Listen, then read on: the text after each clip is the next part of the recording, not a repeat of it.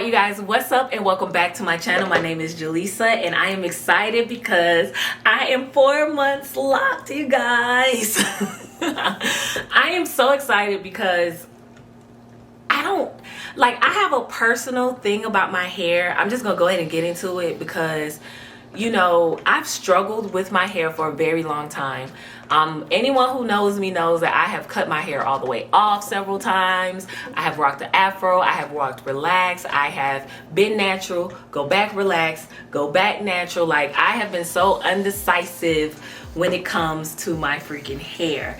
And so literally how I decided to start my lock journey was one day I woke up and I was getting ready to straighten my hair and I was like, I don't want to heat damage it, I'm gonna lock.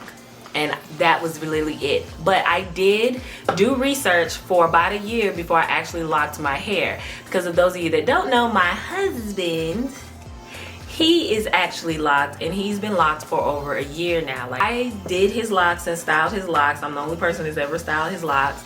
And so I watched him go through the process. I researched for about a year and then I was like, you know what? I'm ready. I'm gonna do it. And I just did it. And y'all, I have not looked back. I don't see me wanting to comb these out.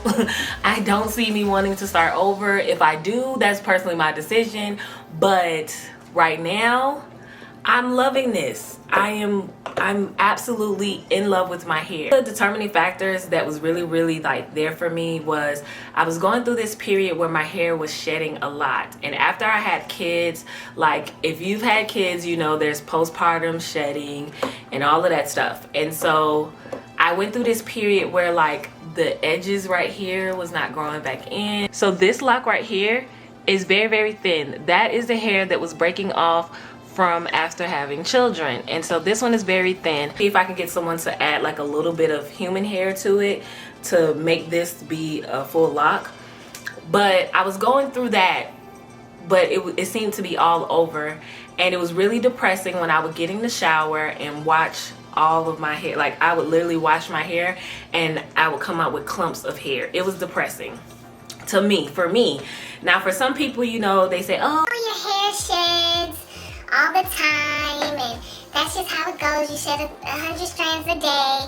But for me, just going from a period where my hair didn't shed that much to now all I do is have clumps of hair coming out my hair every time I wash it. And I was washing my hair like once every 2 weeks, sometimes once every week. So can you imagine, like, just seeing your hair? It was depressing, y'all. It was depressing, okay? And so when I decided to lock and I washed my hair that first time and I didn't see no hair in the sink. And then the next time I showered, washed my hair, no hair in the sink or no hair in the tub. I was just like, oh my gosh, I love this. I love the fact that I'm keeping my hair on my head. This is an extension of me. My hair is an extension of me and it is all staying together. So I love it.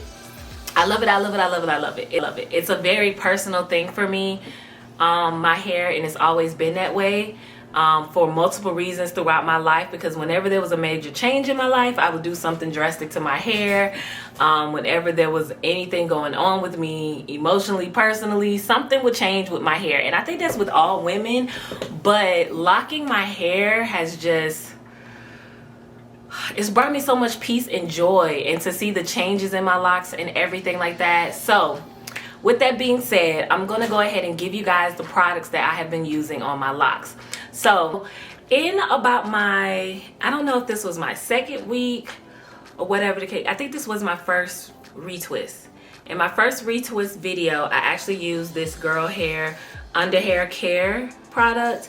And don't get me wrong, it's not a bad product. I just think that it left a little, I don't know if it left buildup on my scalp or what, but my scalp broke out really bad to the point where I would scratch it and it would bleed.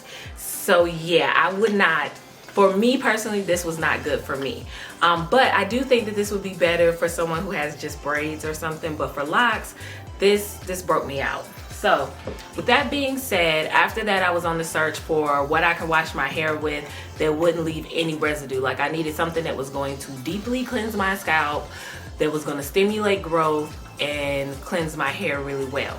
And so I was able to find Dr. Bronner's So I started using Dr. Bronner's peppermint soap. This stuff right here is freaking amazing. I washed me and my husband's locks in this, and it has been amazing. Now I want to tell you right now, you have to dilute this. So dilute this, okay? Do not just put the peppermint soap directly on your scalp. It is going to burn, okay? Also, if you're gonna bathe in this, don't put it on your vagina, your vajayjay. It's gonna burn, okay? Very tingly, unless you just like sensations like that. But basically what I do, and this is just an example, I get a bottle like this, and I'll put maybe about 1 ounce of the Dr. Bronner soap, and then I fill the rest of it up with water, okay? Just 1 ounce, washes my whole scalp, be done, okay? Freaking amazing, okay? When I say freaking amazing, okay? So I've been using that to wash my hair. Now for my scalp, you know, I told you guys I was having scalp issues. Well, I found this medicated scalp solution. It's called Glover's Medicated Scalp Solution, and and I got this off of Amazon. Everything that I have right now is off of Amazon. So Dr. Glover's, this right here really helps clean up my scalp. It does give you like a tingly sensation on your scalp, which is amazing. But basically you can apply this directly to your scalp. I also add this to my oil solution that I use for my scalp. I oil my scalp maybe once every 2 to 3 days. This is freaking amazing. I have not been having scalp issues since I started using this. Next thing that I've been using is for my retwist. I have been using this ORS Lock and Twist Gel. For me, this holds my hair the best without giving a whole bunch of buildup. I have tried the Tahili Wadad. I don't know how to pronunciate that. Y'all know what it is. I'll put it somewhere over here. I have used the tight hold version, and I've used the retwist gel. And quite frankly, to be 100% honest, the tight gel, if you use it with anything else, the tight hold one, it does cause flakage. And I have a video, I'll put it right here, where I had retwisted my hair and it did cause flakage. So that's something that, you know, that does for me, okay? But this does not flake at all. I don't have any flakes in my hair from my retwist, but I literally have flakes in my locks from the other one. But this one does well. I use this for me and my husband. Amazing. Now, the next thing that I want to talk about is what I actually use on my hair. I'm going to do a more detailed video on this, but I do have this oil mixture that I create myself. This oil mixture has aloe vera, and it has a whole bunch of essential oils that I like to use. You can Google essential oils if you want to, but I will list the ones in the description below, the ones that I like to use. But basically, this is olive oil, grapeseed oil, and some aloe vera. And I buy the aloe vera, you know, the aloe vera gel. I use some of that. It helps soothe my scalp and help with the itching. I know a lot of people use rose water. I have not tried rose water yet. Not saying that I won't, but I just haven't tried it yet. But this is what I use daily. Me and my husband call this butter water if you watched any of my other videos. So basically what this is this is water, coconut oil, and a list of essential oils that we like to use. And just like I said, I have a list below that you guys can click on, Amazon links for the essential oils that we use. It really helped grow my husband's hair for that first year. My husband's hair started off like this. His hair is like, it's really long now. I'll show y'all like a before and after picture right here, but his hair has grown a whole freaking lot. So I've also been using this on my hair, and basically this is a spritzer bottle. Do not buy one of the bottles that just be drenching your hair with water. Just miss that thing, shake and go, okay? Shake and go, that's all you gotta do. And I do this in the morning when I first wake up, and I also do it when I go to bed at night and I tie my hair down. I tie my hair down every freaking night. You will not catch me. If I am sleeping without a bonnet, it was purely because something happened the night before, okay? Just being honest, okay? But for the most part, yes, I do tie my hair down every freaking night. I think that is a must for locks, like especially when you first start. Changes in my locks. my hair has pretty much, it's almost completely locked. I know in my previous videos I talked to you guys about budding, and so as you can see, I still have budding, but now it's moving more towards the bottom of my locks. So my locks are starting to look pretty much identical. I don't have much, yeah, like all of my locks are pretty much looking like this right now. That one is still budding, as you can see. It's really budding right here, and I'm really excited for my locks getting fatter, because now I feel like I have a little bit more volume, and I like that.